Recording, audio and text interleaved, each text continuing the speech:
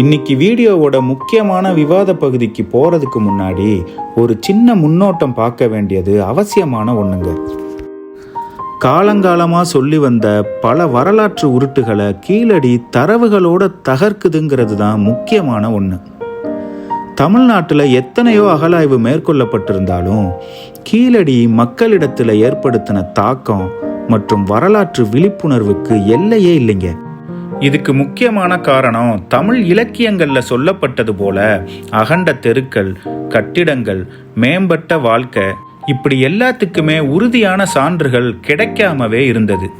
இதனால சங்க இலக்கியங்கள்ல சொல்லப்பட்ட வாழ்வியல், நகர நாகரிகம், இது எல்லாமே வெறும் கற்பனைங்கிற பிம்பத்தை கட்டியமைச்சாங்க.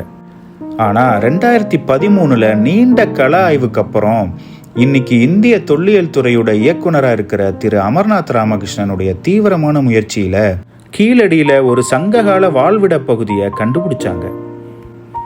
இது ஒரு சாதாரண கண்டுபிடிப்பு இல்லைங்க. ஆங்கிலத்தில் கிரவுண்ட் பிரேக்கிங் டிஸ்கவரின்னு சொல்லுவாங்களே, அது மாதிரி ஒரு பிரம்மாண்ட உணர்ச்சி பூர்வமான கண்டுபிடிப்பு. ஒரு சங்ககால நகரத்தை உயிர்த்தலை செஞ்ச உன்னதமான கண்டுபிடிப்பு.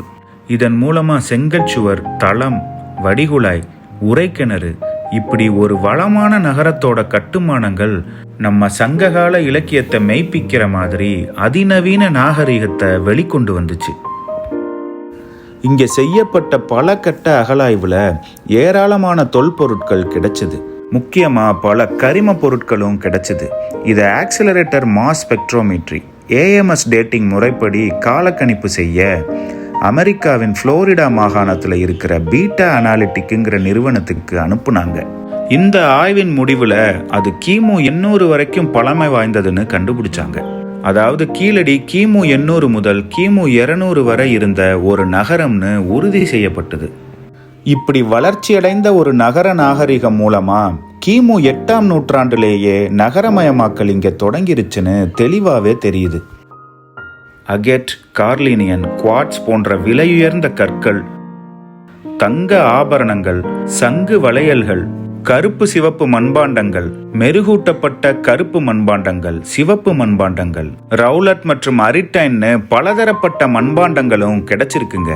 இதுல ரோம் உட்பட பிற தொலைதூர இடங்கள்ல இருந்து கொண்டு வரப்பட்ட மண்பாண்டங்களும் இருக்குங்கிறது தான் குறிப்பா பார்க்க வேண்டிய ஒண்ணு.